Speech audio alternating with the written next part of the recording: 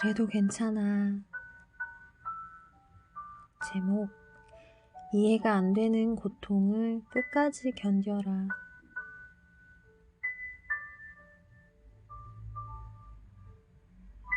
많은 자녀들이 수련회에 가서 하나님을 만나고 천국의 기쁨 가운데 하산하고 내려옵니다. 하지만 며칠이 지나지 않아 영적 전쟁이 시작됩니다. 여기서 넘어지고 나면 너무나도 허탈하고 하나님에 대해서도 배신감을 느끼게 됩니다. 왜 하나님을 만나고 예수님께 내 삶을 드렸는데 더 치열한 영적 전쟁이 일어납니까? 이것이 하나님에 대해서 혼돈스러운 이유입니다.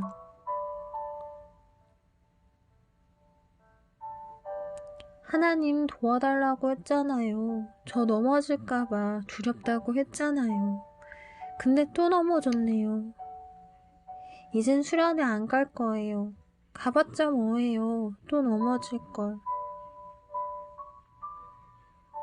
이것보다 더 힘든 상황은 부모님이 하나님에 대한 믿음으로 살면서 모든 것을 포기하고 봉사하고 헌신했는데 회사가 부도가 나고 있는 돈 다 모아 차린 작은 분식집이 불이 나 타버리는 등 시련이 엎친 데 덮쳐버린 경우입니다.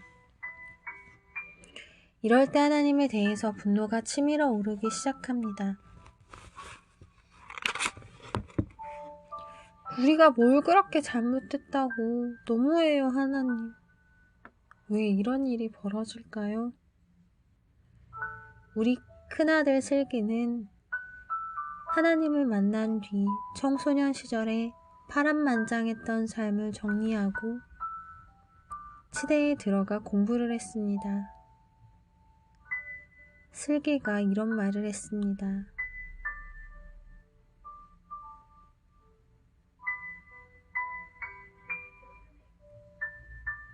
하나님 만나고 나니까 하나님이 지혜를 주셔서 공부가 잘 되고 재밌어요. 대학교 2학년 겨울방학 때 공부하다 방 안에서 성령이 임하셔서 울며 기도하며 너무 충만한 시간을 갖게 되었습니다. 그때가 12월 31일로 다음 날은 새로운 한 해가 시작되는 1월 1일이었습니다. 기쁜 마음으로 잠자리에 든 슬기는 하나님께 이런 기도를 드렸습니다.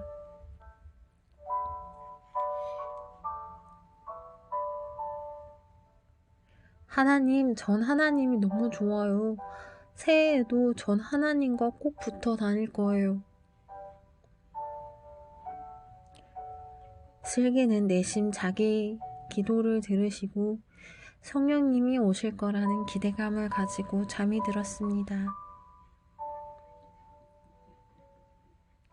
새해 아침 눈을 뜨자마자 큐티하려고 책을 펼쳤는데 엄청난 두려움이 덮치면서 더 이상 말씀을 읽을 수가 없었습니다. 그래서 큐티 책을 덮고 거실로 나갔는데 악한 영이 거실에 있는 것처럼 느껴지면서 머리가 쭉 뼈서며 순간 공포가 밀려왔습니다.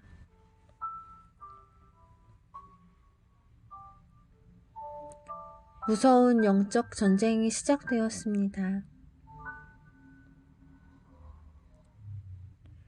그때부터 성경 읽기도 힘들고 공부도 힘들어지고 교회는 나갔지만 뭔가 하나님께 나가는 것을 방해하는 세력이 느껴져 예배도 기쁨으로 드리기가 힘들어지기 시작했습니다. 그때 가장 견디기 힘들었던 것은 하나님을 원망하는 마음이었습니다. 아니 하나님, 제가 한때 좋아했던 술을 마시겠다고 한 것도 아니고 클럽에 가겠다고 한 것도 아니잖아요. 새해에는 하나님과 꼭 붙어 다니겠다고 하지 않았습니까? 그래서 성령님을 보내주실 거라고 기대했는데 잠에서 깨어보니 왜 악한 영이 저를 기다리고 있는 것입니까? 전 지금 너무 힘들고 고통스러운데 제가 뭘 잘못한 것입니까?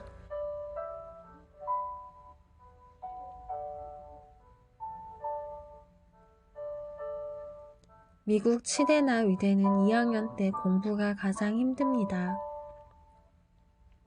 사망의 골짜기를 지나가는 것 같다고 합니다. 공부도 힘들지만 공부보다 슬기를 더 힘들게 한 것은 이해되지 않는 영적 전쟁과 하나님의 사랑에 대한 의심이었습니다.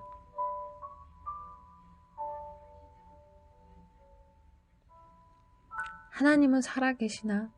하나님이 날 사랑하시나?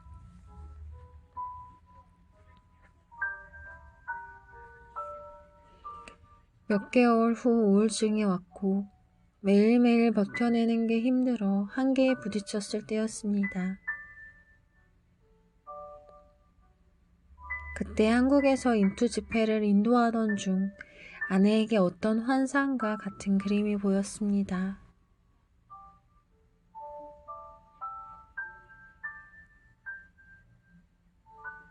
깜깜하고 어두운 방에 고개를 떨구고 힘없이 앉아있는 슬기의 뒷모습이 보였습니다. 너무나도 외롭고 힘들게 느껴졌습니다. 그때 하나님께서 두 팔을 벌려 슬기에게 다가가고 계셨습니다. 우리는 인투 기도 집회 중 나의 안에 거하라라는 찬양을 함께 부르고 있었습니다.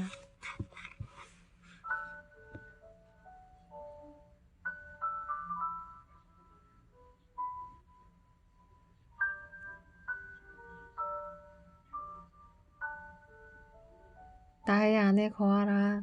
나는 너의 하나님이니 모든 환난 가운데 너를 지키는 자라. 두려워하지 말라. 내가 널 도와주리니 놀라지 말라. 너의 손을 잡아주리라. 내가 너를 지명하여 불렀나니 너는 내 것이라. 내 것이라. 너의 하나님이라. 내가 너를 보배롭고 존귀하게 여기노라. 너를 사랑하는 너의 여호와라. 하나님께서 이 찬양을 슬기에게 불러주라는 마음을 아내에게 주셨습니다. 다음날 아내가 슬기에게 전화했습니다. 슬기야, 이런 환상을 봤는데 하나님께서 이 찬양을 너에게 불러주래. 전화지만 불러도 되겠니? 네. 울먹이는 목소리로 찬양을 다 불렀습니다. 근데 슬기의 반응은 차가웠습니다.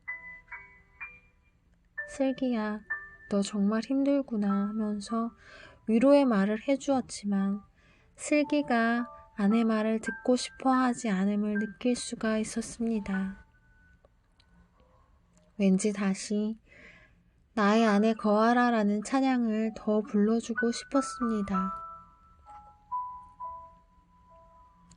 그래서 다시 찬양을 불러주었는데 갑자기 슬기가 눈물을 터뜨리며 울기 시작했습니다. 엄마, 이제 괜찮아요. 이제 알았어. 하나님이 날 사랑하고 계시다는 것을.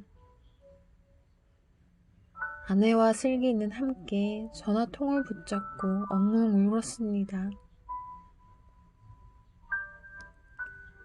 슬기가 처음에 이 찬양을 들었을 때 이런 생각을 했다고 합니다.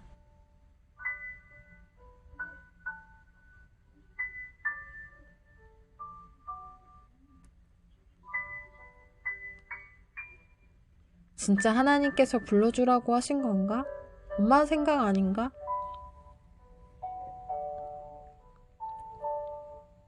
정말 하나님이 절 사랑하신다면 엄마가 다시 한번 이 찬양을 부르게 해주세요.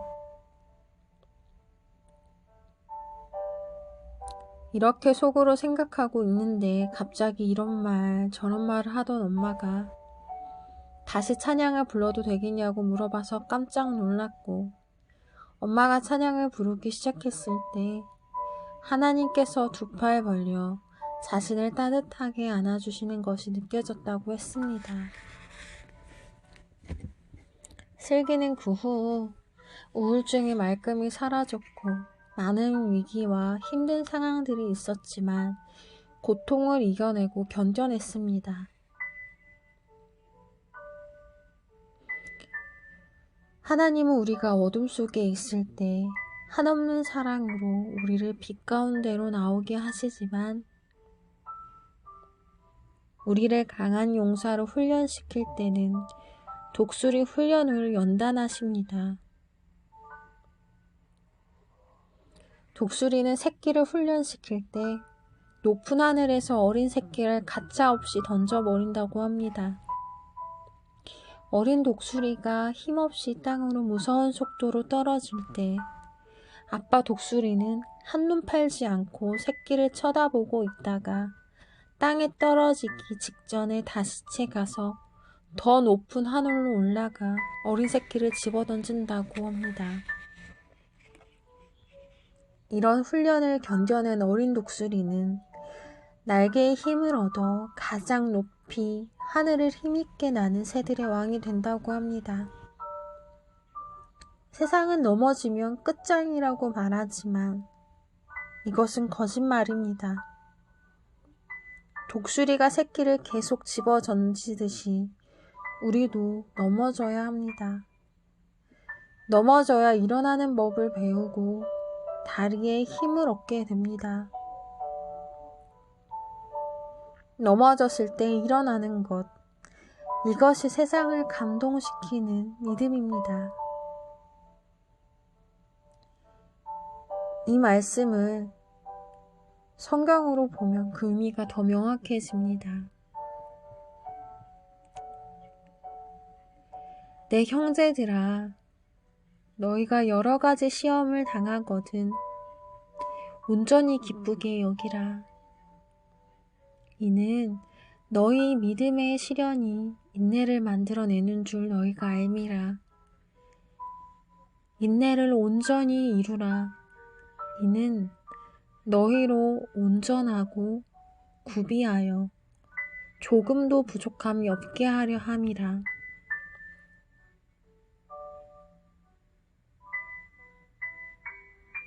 너희 중에 누구든지 지혜가 부족하거든 모든 사람에게 후히 주시고 꾸짖지 아니하시는 하나님께 구하라. 그리하면 주시리라. 야고보서 1장 2절에서 5절 말씀. 정말 세상적인 관점에서 이해가 안 되는 말씀이기도 합니다. 너의 인생 길에서 문제가 생겼을 때 그것을 큰 기쁨을 얻기 위한 기회라고 생각하라는 것입니다. 문제가 어떻게 큰 기쁨이 될까요?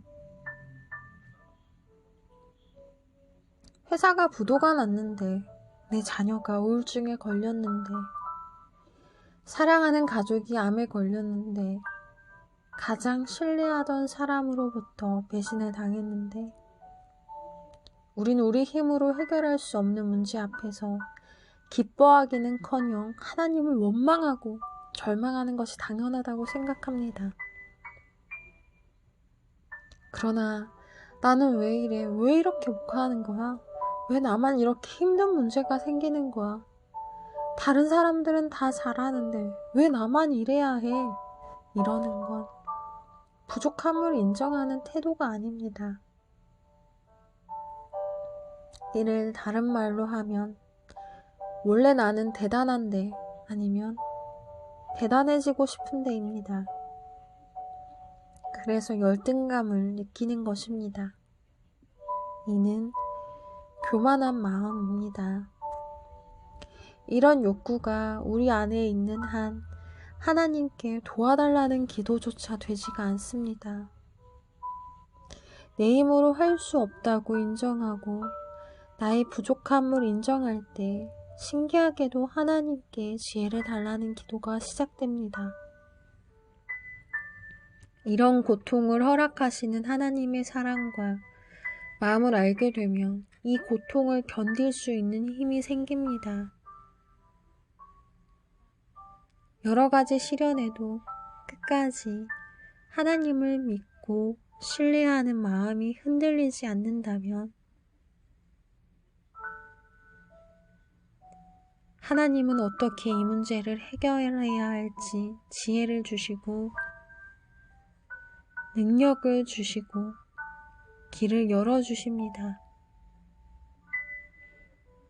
이 시련을 믿음으로 견디고 이겨나가는 과정에서 문제가 축복이 되는 하나님의 응답과 기적을 경험하게 될 때 큰 기쁨이 우리 안에 넘쳐나는 것을 볼 수 있습니다.